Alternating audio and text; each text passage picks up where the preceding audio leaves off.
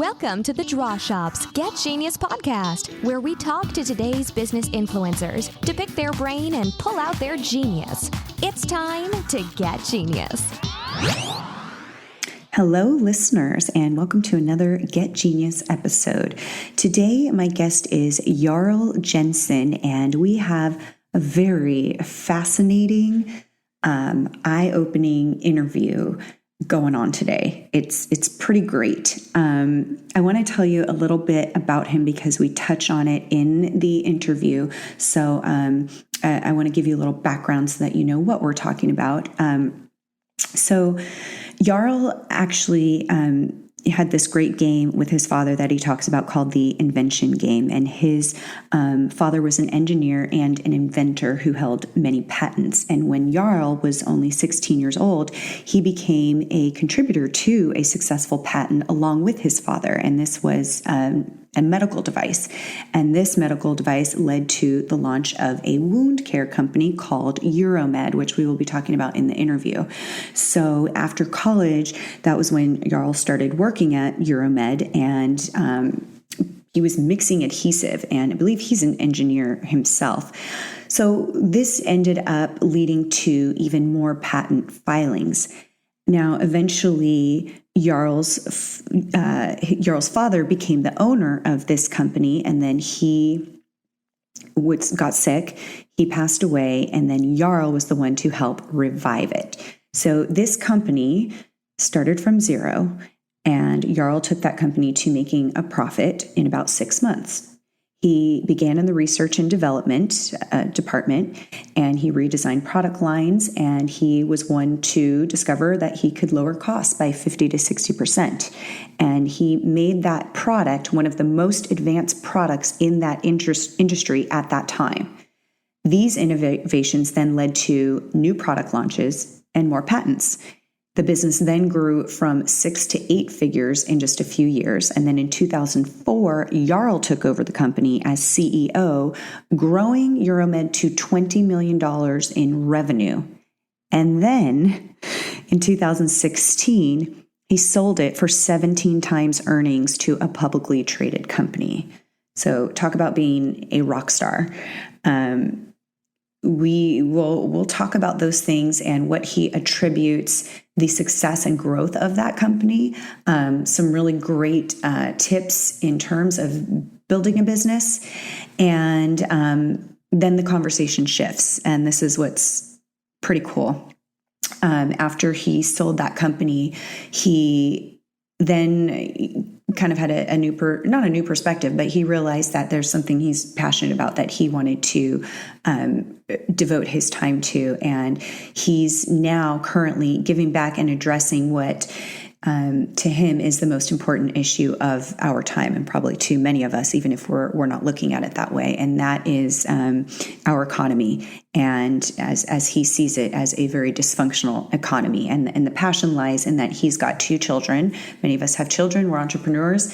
And we do have that concern of what are they going to do? What's the economy going to be like? What's the world going to be like as they enter the job world and just the world of being an adult? And so we talk a lot about that and talk about his book, which is so great. I so appreciate the fact that it's a book that is a story that addresses all of his concerns with the economy. We talk about, ideas and solutions that he has and believes will solve the world's greatest problems in terms of the economy.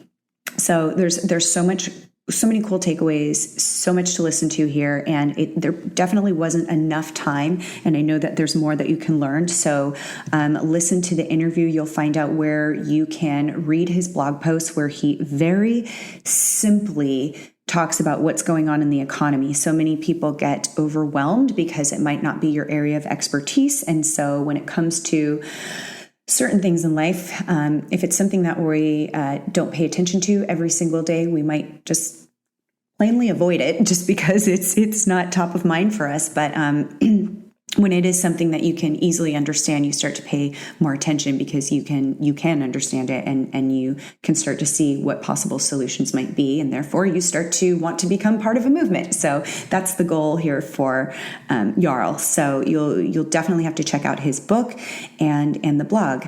And with that, I will let you listen to the interview. Thanks for listening. Hello, Jarl, and thank you so much for speaking with me today and sharing all of your total genius with our listeners. I'm really excited to talk to you today because you have so much to share in terms of business, and also just there's some really cool projects that you're working on now, and you have this great passion for the world and children and all kinds of great things that I'm excited for our listeners to hear. So before we get into all of that, thank you for being here, and I'd love if you can give kind of a little intro for yourself and what brought you to where you are today and doing the work that you are doing. Hi, Summer. Thanks for having me. Well, I think to get off to a good start here, I'd like to talk about the key to great ideas and problem solving.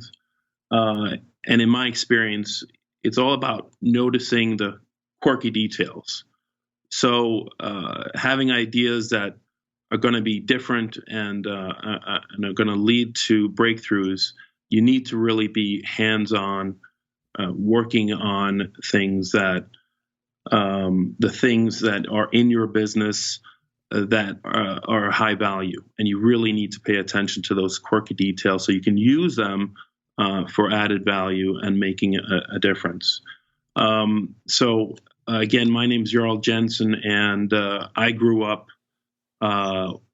living with ideas. My father, at a very early age, we played a game together called the Invention game, and we had an old garage. This is a game you made up together? Yeah, awesome. We together, and my father, what he would do, he was an inventor himself, a very successful guy. But he would pick out strange things that were lying around in an old garage, and the point of the game was to come up with different uses for whatever we picked out, and we would trade ideas, and whoever had the last idea would win the game, and that really set me up to sort of hone my idea skills and develop this knack for finding uses, alternative uses for different objects and so on. And so I really, I consider myself today an idea guy, and I've studied innovation and ideation and the differences and so on. And I think it's had a lot to do with success in my business, and it definitely has a lot to do with what I do today, which is I'm involved with a couple of startups and also wrote a book. Awesome, and we're going to talk all about that book a little bit later on and tell you all how to get that book. But let's talk about inventing and innovation and the difference between the two.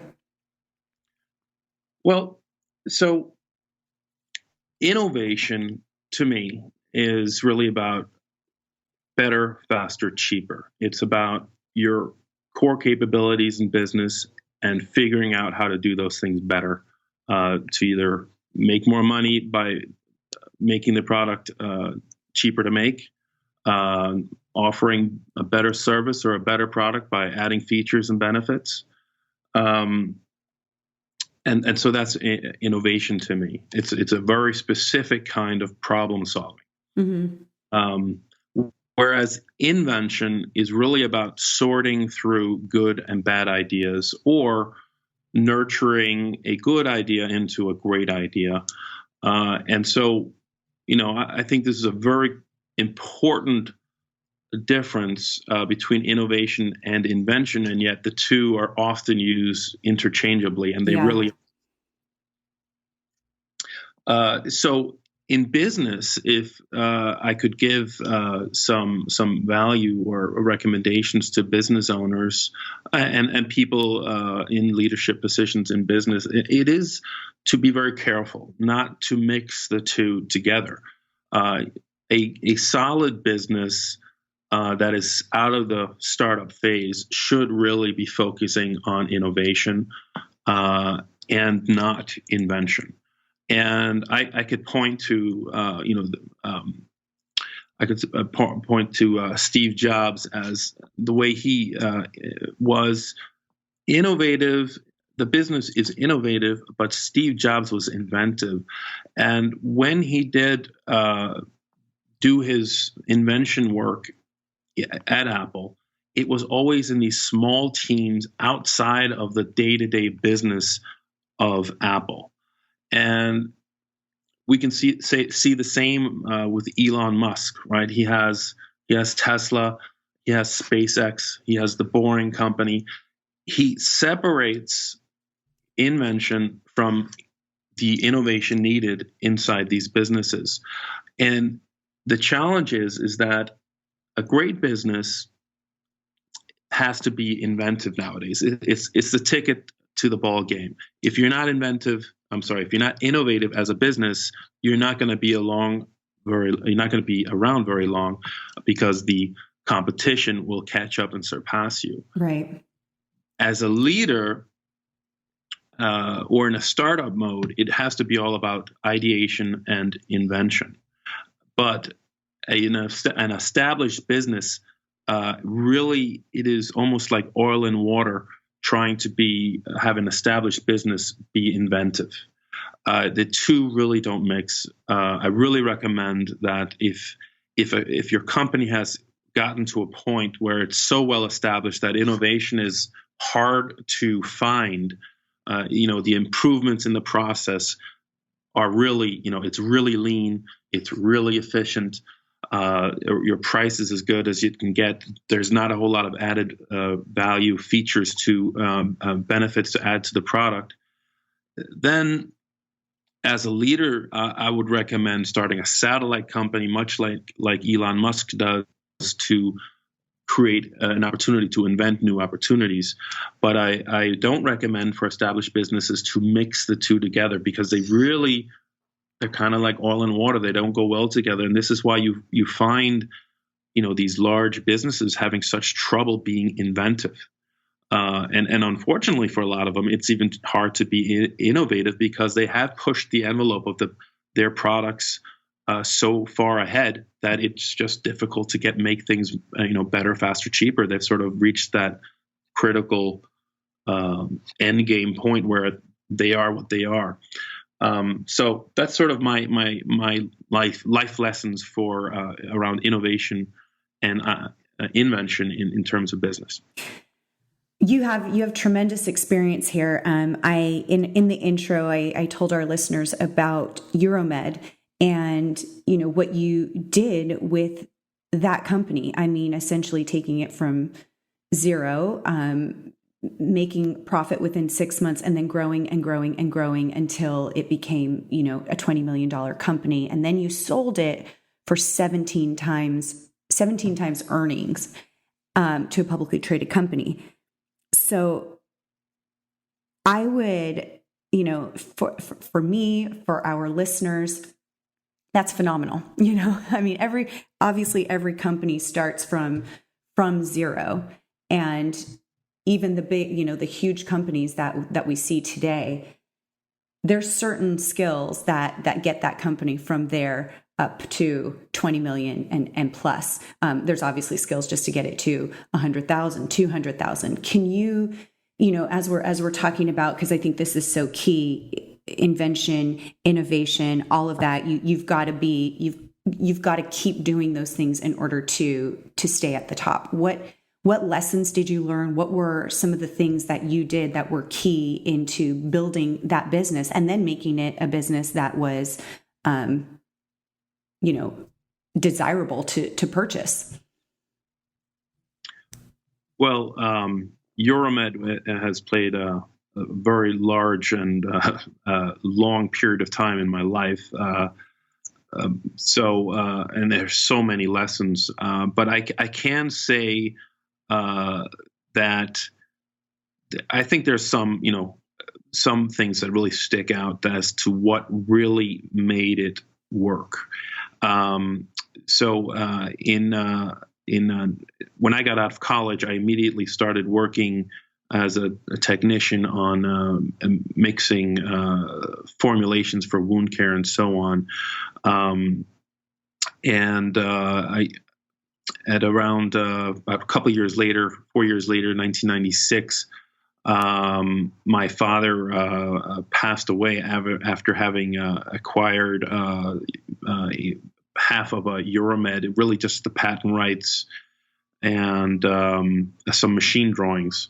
And he had also purchased a building, which was an old under foreclosure building. And my family, or my mother and father, had put in quite a bit of money, at least for us at that time. And unfortunately, my father passed away, throwing me directly into the business. And we had to make it work. We did have some back orders at the time, but basically, I did just out of sheer need to make it happen. We turned this old foreclosed building into a Class 1 clean room manufacturing facility. Built the machines from drawings. This was a laminator extruder. Extruding process that made wound dressings and other medical devices, and all out of just the need to succeed, made that happen. Shipped product all within about from my dad dying to really acquiring the building and everything else, all within 6 months. It was a very stressful, unbelievable, staying up all night, just making things happen, making the first shipments go out the door. I remember, basically sleeping at the factory just to make all that happen. Yeah. It was just an unbelievable thing. But the thing that sticks out for me, because it was a family business, that really, really, really made a difference was we hired an artist to draw or paint a portrait of my father, and we hung that on the wall. And between my brother, sister, me, and my mother, that portrait represented my father and what his decisions were around this company. And what that did is just all the issues that every family has disappeared with that portrait on the wall, because we were aligned in making my dad's dreams successful or come true.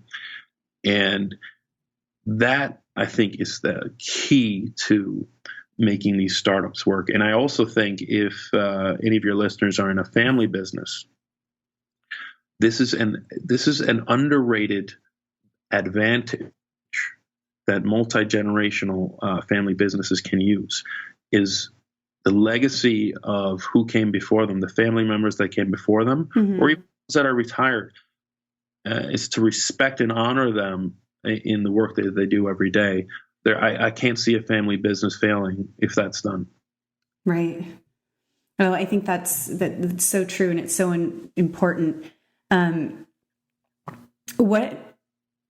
What are some other, in terms of building a business, and I love, the whole company being aligned with that vision. What are some other things that you can attribute to the growth of that company? Well, when we started up, we really had, we had a back order that we needed to start fulfilling. So we did have some work to do that got us going, but the product lines were unprofitable. They were very expensive to make. And I immediately went from playing the role of a general contractor to install the clean room and get the facilities up and running. And I guess I'm a mechanic as well to put the machines together. But I immediately went into to a lab that I also built for myself.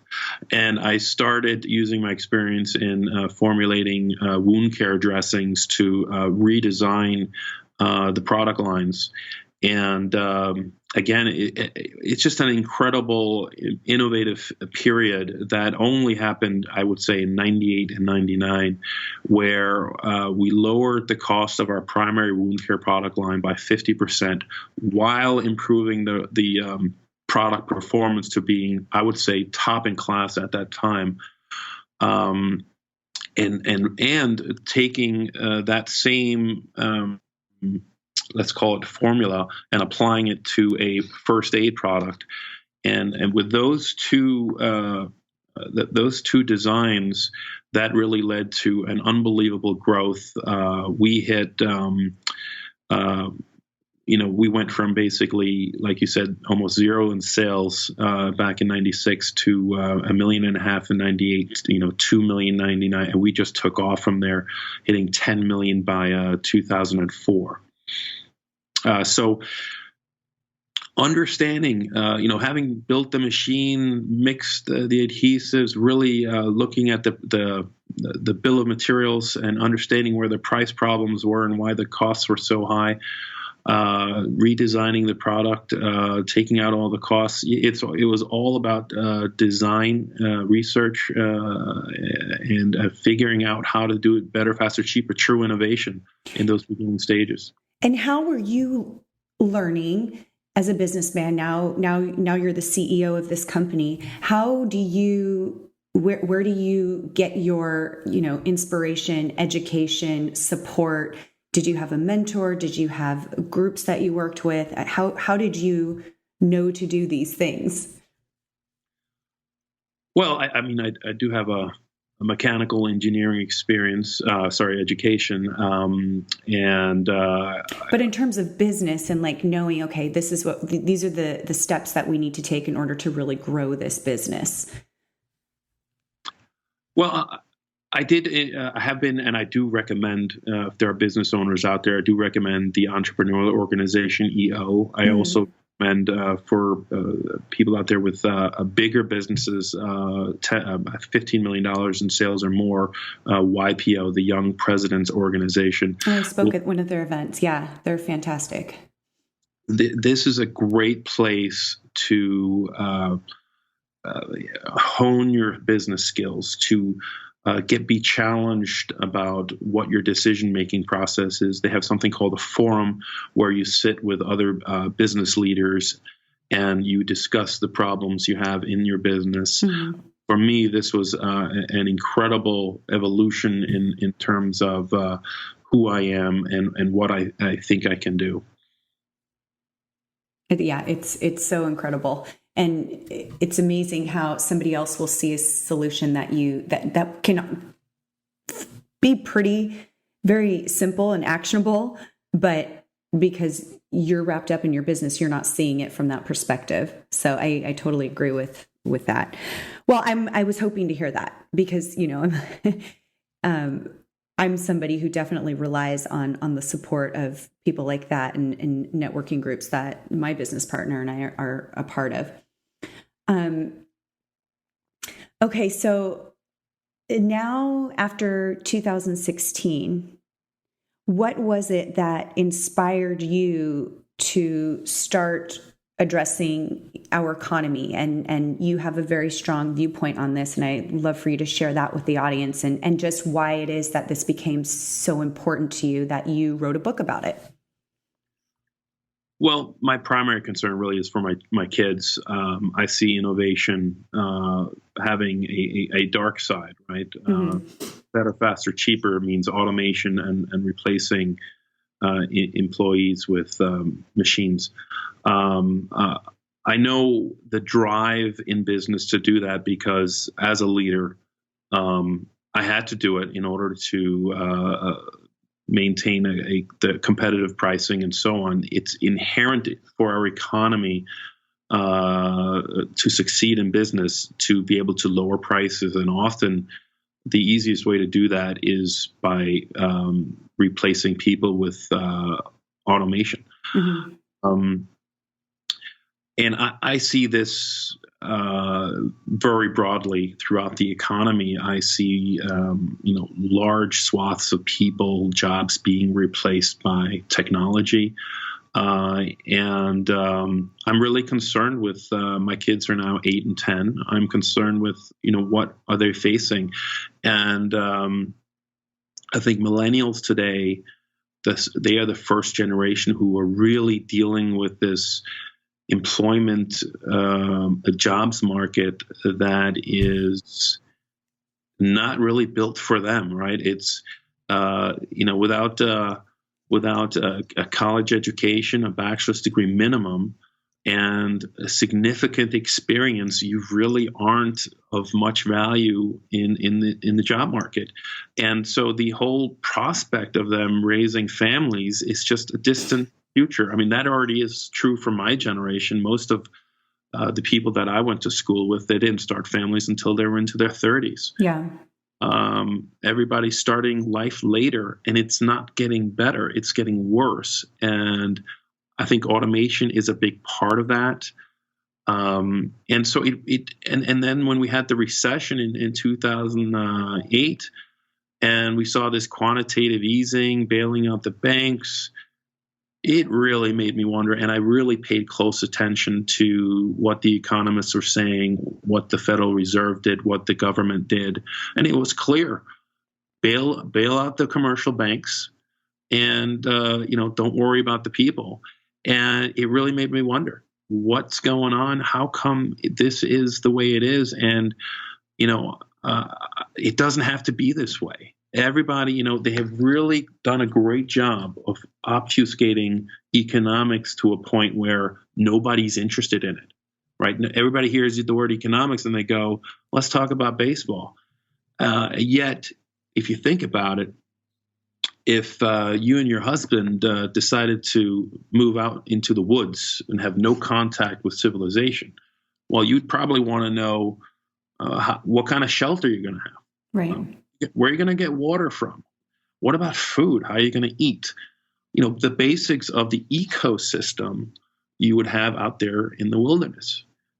Economics is the ecosystem we live in right here. It is how much you pay for your house.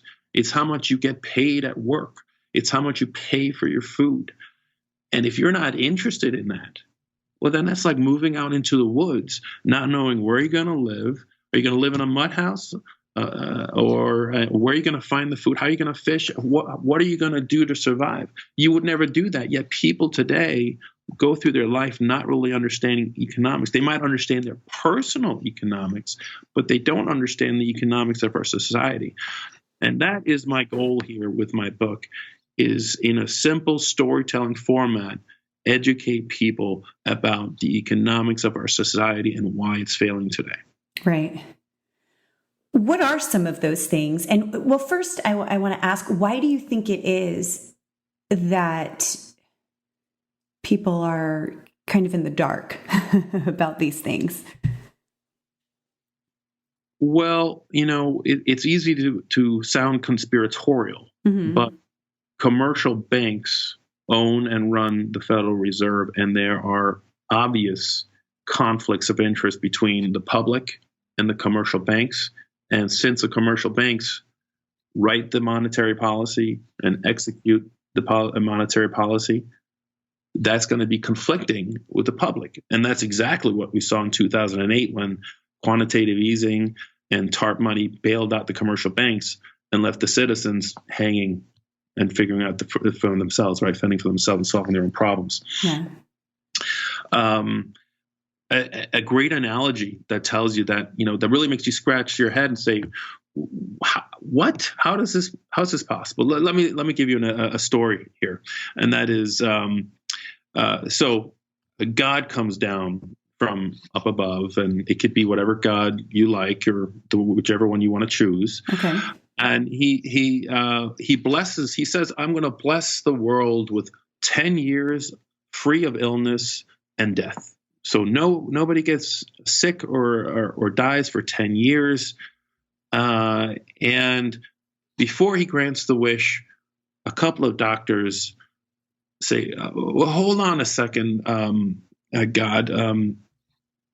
If you do that, 20% of our economy, or probably a lot more than 20% of our economy, will collapse, and we will go without work, and people will starve, and you're going to create a lot more harm than good. So, well, God scratches his head and he goes, well, maybe I should make people ill so you'll have more jobs, so more people will eat. And the doctors go, no. Why don't you just help us with making a better medicine for us? On the doctor, God says, well, okay, I will bless you with a vaccine for cancer. Simply take this holy water and inject it into everybody, and they will never get cancer, and they'll be cured of cancer if they do have it. Well, the cancer doctor says, hold on a second, God. That might not be a good idea either. And so on and went. That God could never really bless us with anything because it winds up economically hurting us, even though you would think that a cure for everything that ails us would be a very, very good thing for us.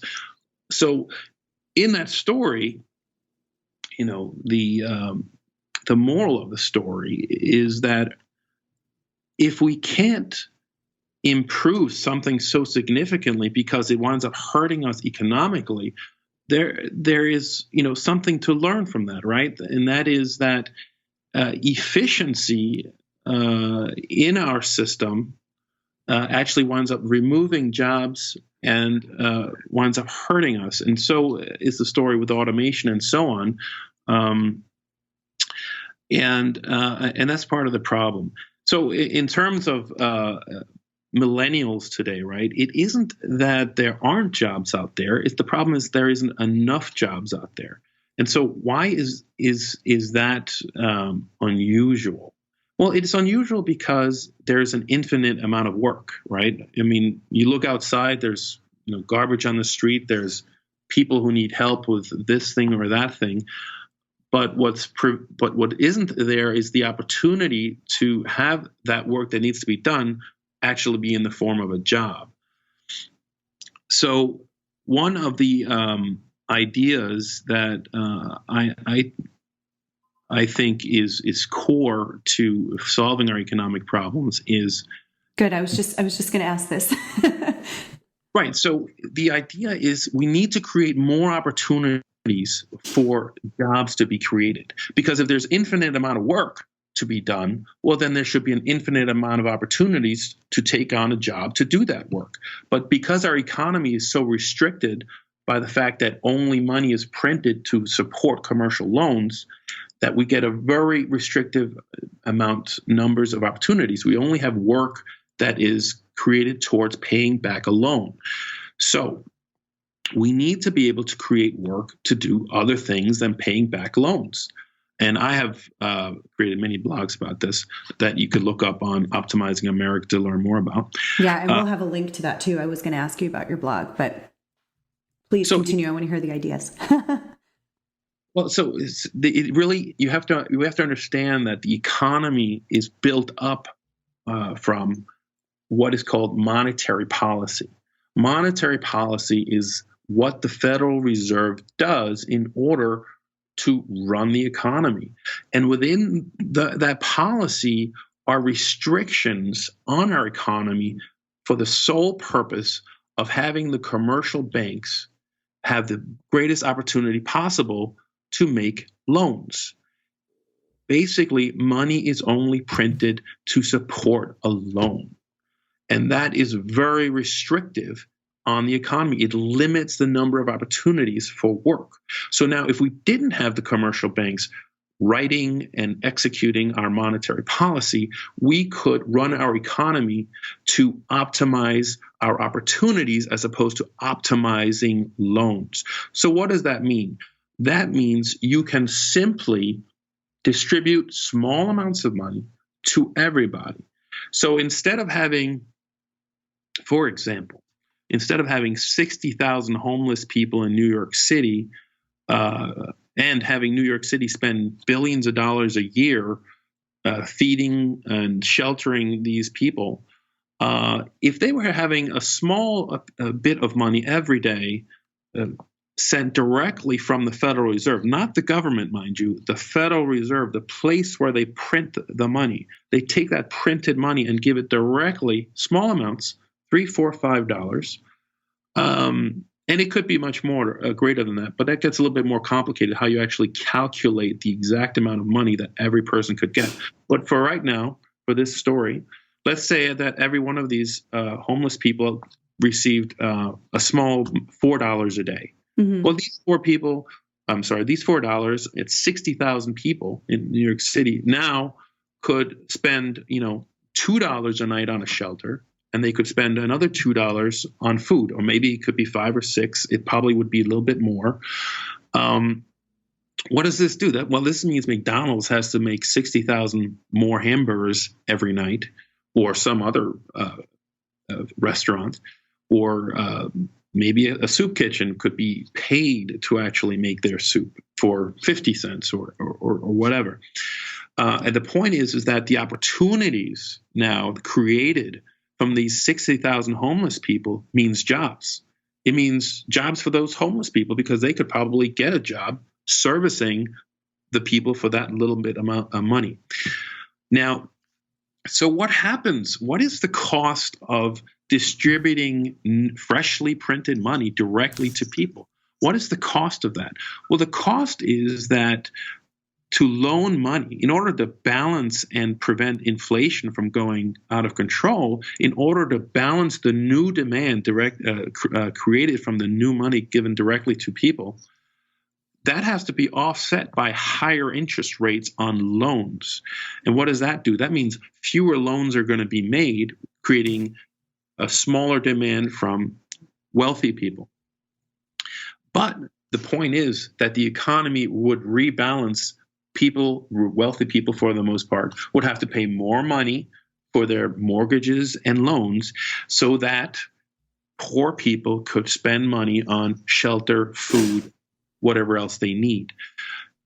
This is a very simple solution, and to me, it's very obvious, and it creates huge benefits, both for lowering the cost of government in terms of welfare services, mm-hmm. and it also solves this problem of if you are following what the central banks are doing around the world. Japan is currently offering negative interest rates on some of their loans. It's so crazy. I don't even get it, but yes. It tells you, think about it. You're getting paid somebody's getting paid for borrowing money. Right. And same thing in Europe. There are Spanish companies, and maybe there's more in other places, other countries, but they are paying a Spanish company for taking a loan. Yeah. Now, who the heck would refuse a loan like that? And exactly. But notice this, and this is really the core reason why we have such a great wealth gap, and that is the Federal Reserve has one type of customer, right? It's wealthy people. If you don't have assets, if you don't have wealth of some form, you don't have the ability to leverage those assets to get a loan, right? Yeah. Poor people don't get any benefits from our whole economic system, and so they're left out. And so this analogy or story I just went through there, logic, I would hope to call it actually, was actually spread around the world. This sort of fundamental economic structure has been spread throughout the world. And so America's core fundamental economic problem has then been spread around the world to Africa, to Europe, to Asia. And so the whole world is caught up in this dire economic situation. We live in a debt-driven economy. The United States has $74 trillion in total debt. 21 trillion of those is the government, and the rest is corporate and personal debt. $74 trillion. That's a massive number. Globally, though, all nations combined, the total debt is $244 trillion and growing incredibly fast. Now, what is $1 trillion? It's literally a football field stacked with $100 bills basically 12 feet high. Wow. 100 full football field, 12 feet high. It's a tremendous amount of money, but we're talking about $244 trillion. So what does that mean? It means that the jobs we are seeing today are basically borrowed jobs from the future, especially when we're talking about government debt, right? Our $21 trillion national debt, that's not going to, they don't even have a plan to pay it off. They're just hoping to sustain it or maintain it at a reasonable level. There's no plans of paying it off. And we can get into, at least on my blog site, I get into other explanations about why trade debt is really a consequence of the national debt. People can go to have a lot of different perspectives on what the real problems are. And I'm really just trying to get the message out there that there is a much better way. Before I keep going, I'll let you lead the way. I just went to your, I'm just looking at the blog, and you guys have to check this out. There's so many great things. Your latest blog post is on Westworld, which that's a show that I'm hooked on. I'm totally going to dive into all of this. This is so fascinating. And in your book, can you tell, obviously you're going to have some incredible ideas, in how we can solve these problems, but unless somebody actually acts on those ideas, right? So I guess my question is, what is your goal within the next, 1 to 5 years with this book, and how can you help get these ideas to fruition?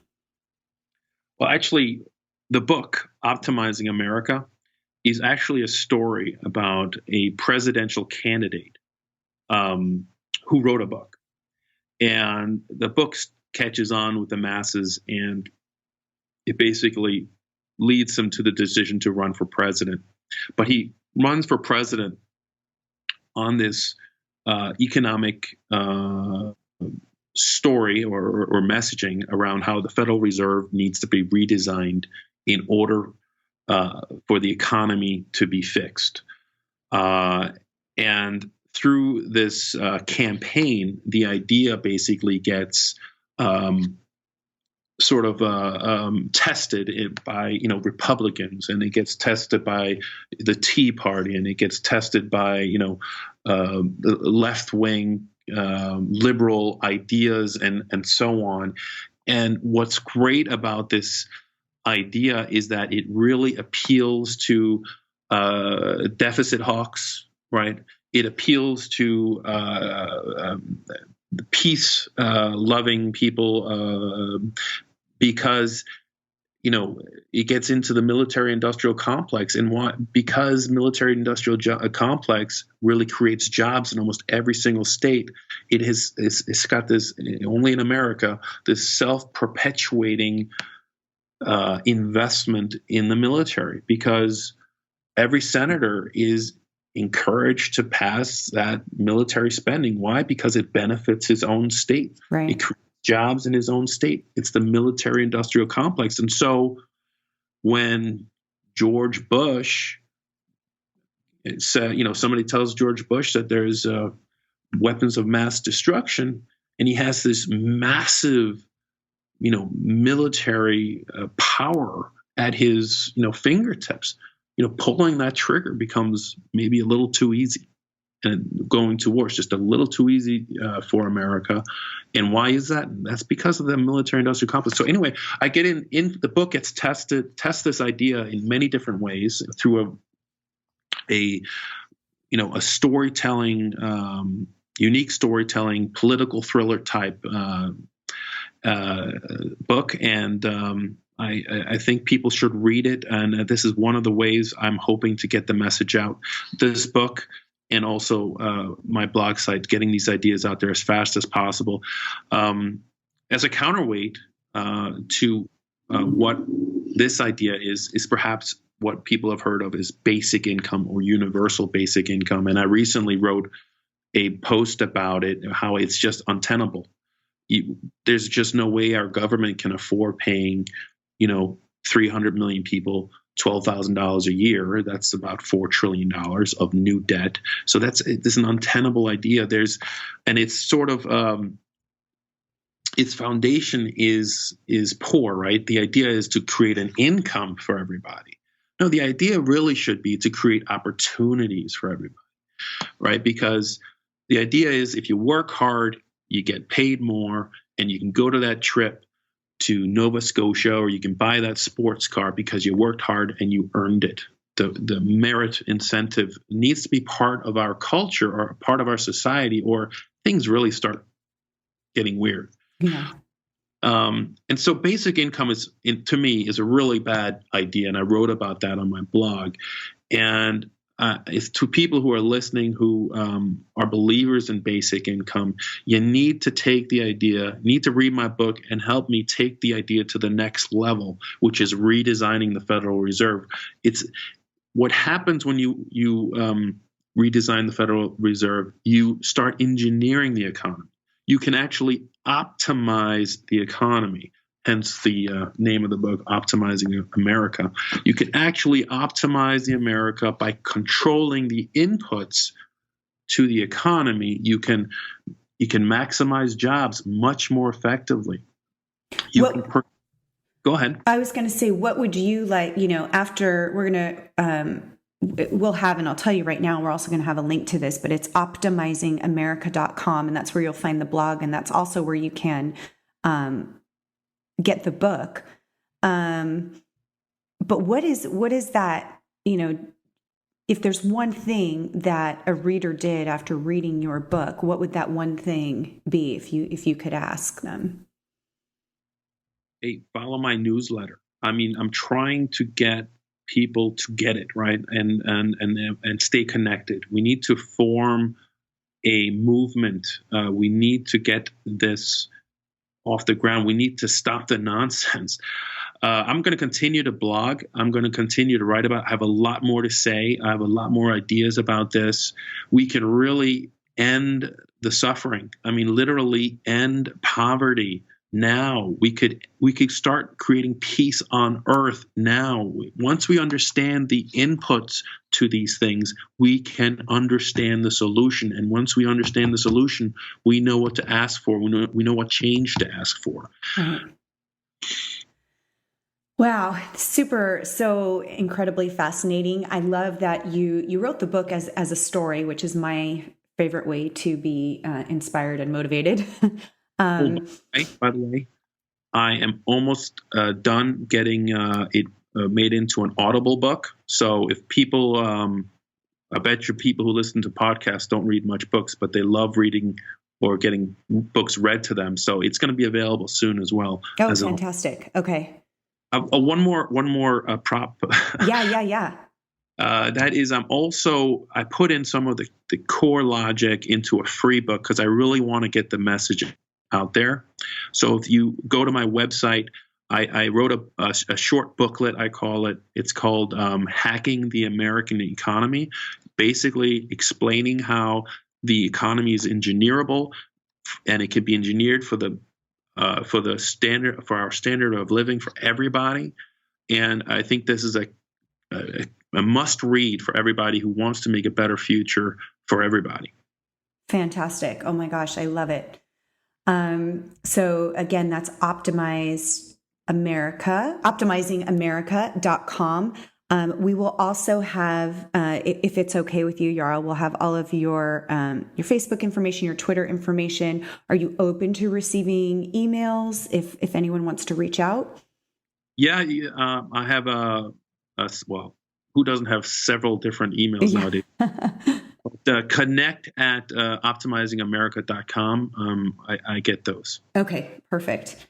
Definitely, you've got to check out the blog, the book. The blogs are awesome, and I've just skimmed through some of them as we're talking, just the topics alone. You've definitely opened up my eyes to things that I hadn't even been thinking about. So thank you for that. We will have links to all of this, your contact information, your social media, all the good things. Thank you so much, Jarl. This has been so cool. Great. Let's make something happen. Absolutely. Thank you for listening to today's Get Genius. You can learn more about The Draw Shop at www.thedrawshop.com, on Facebook, LinkedIn, and Twitter. Your home for kick-butt custom whiteboard marketing videos. Your ideas come to life. Thanks for listening. Please share, comment, and make any suggestions for future Genius guests.